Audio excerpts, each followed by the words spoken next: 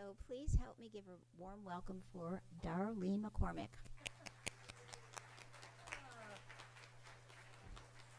Hey, everybody. Good morning.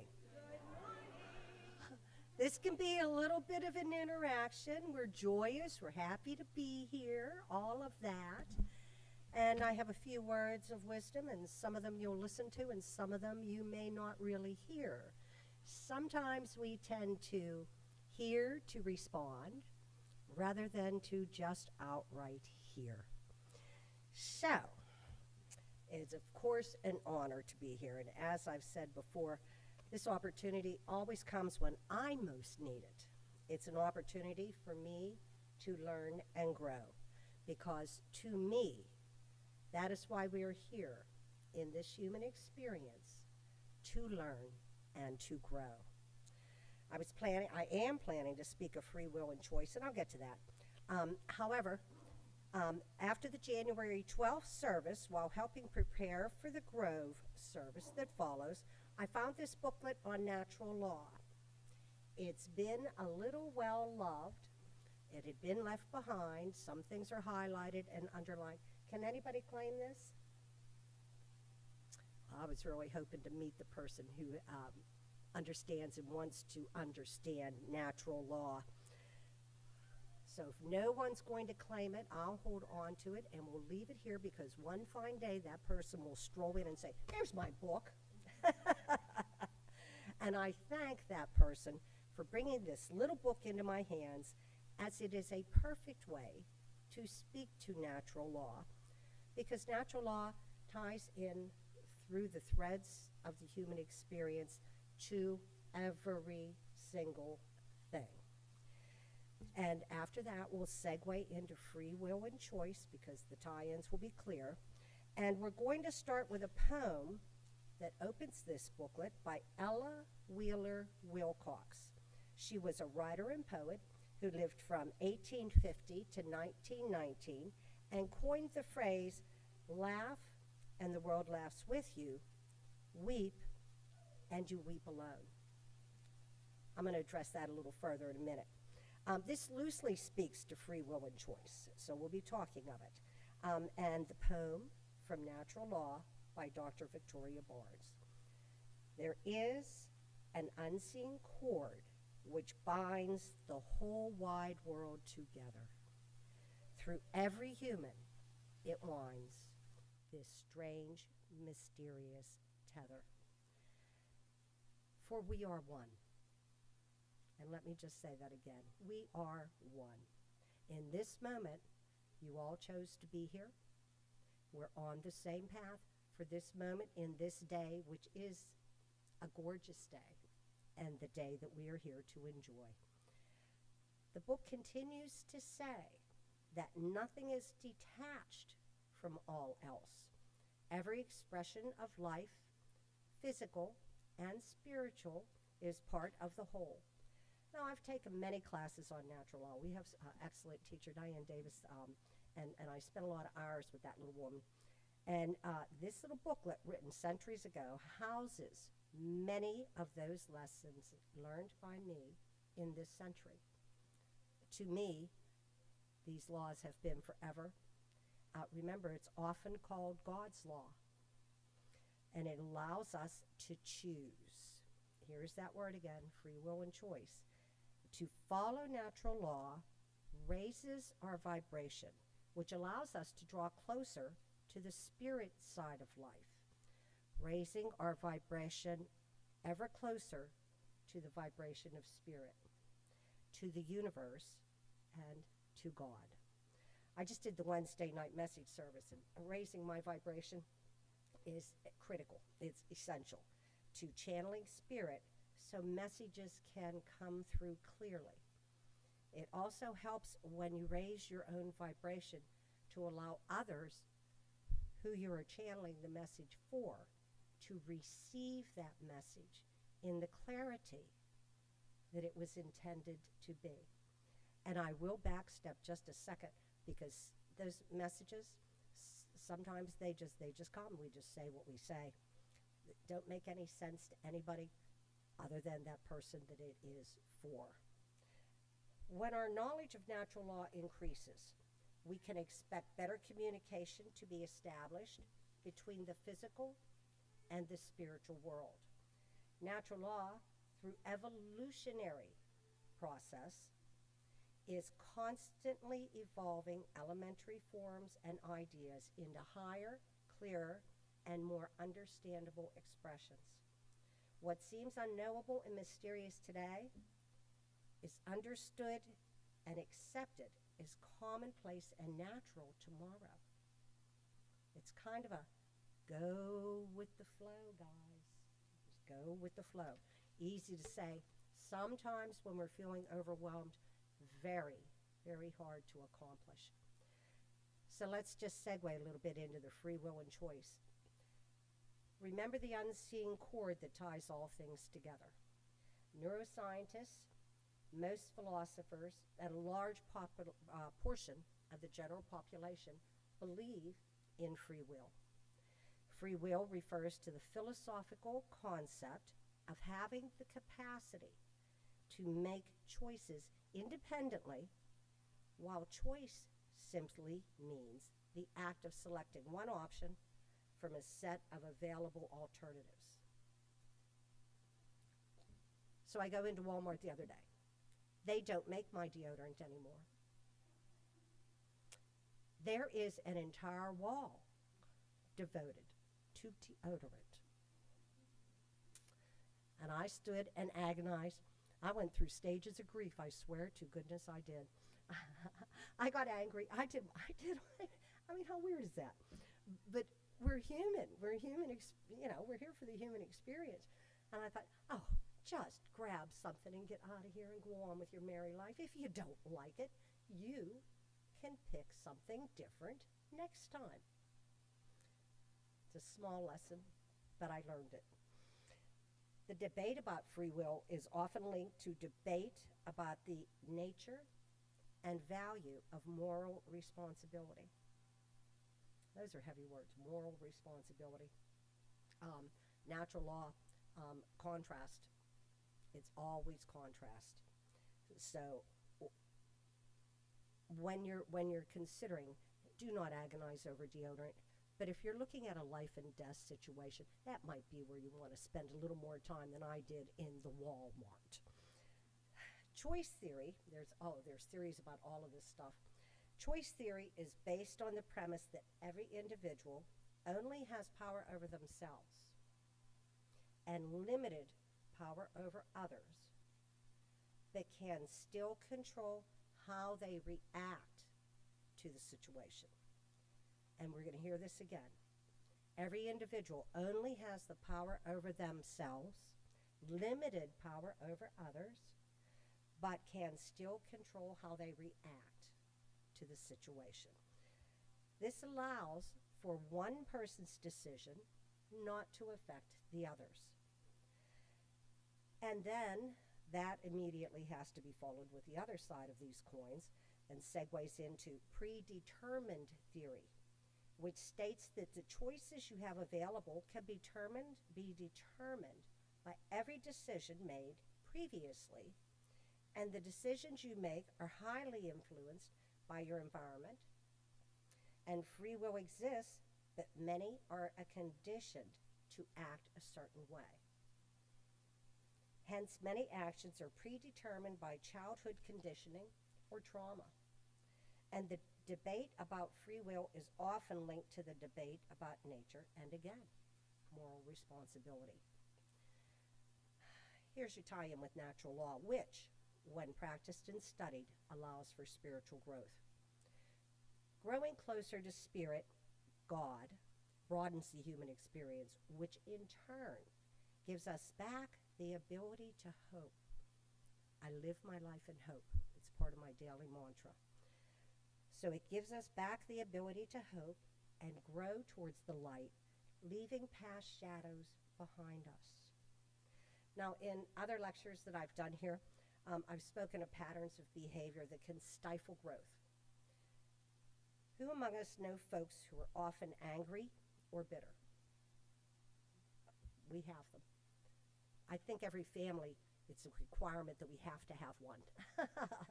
It's tough. It's a tough and lonely way to be, and often always based on the past. Through natural law, we can focus on ourselves. Go inside by meditating. I know there's a percentage of you that are saying, I can't even get 3 seconds of quiet. How can I meditate? 3 seconds of your quiet is good. Make a run at it. If you can do it for 3 seconds, you can do it for 5 seconds. I don't know too many people that will sit on a cushion and om all day long, though I've heard that can be very helpful too.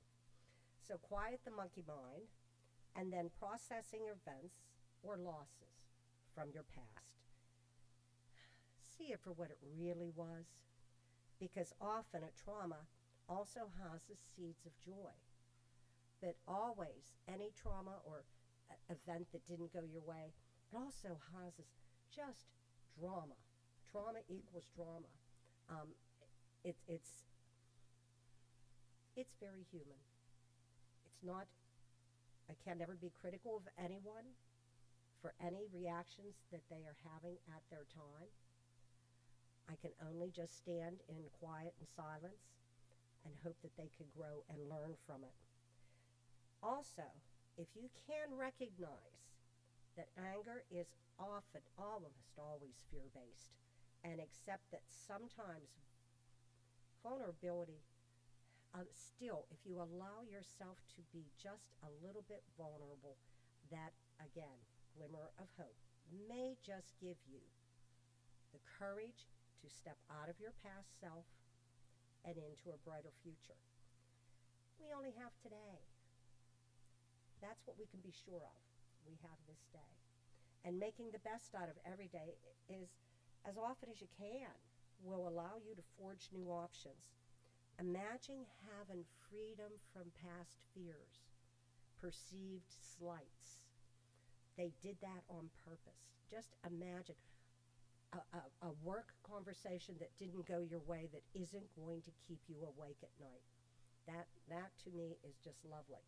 And I've done a lot of work on that, and I still, and I will always, because we are here to learn and grow each and every day.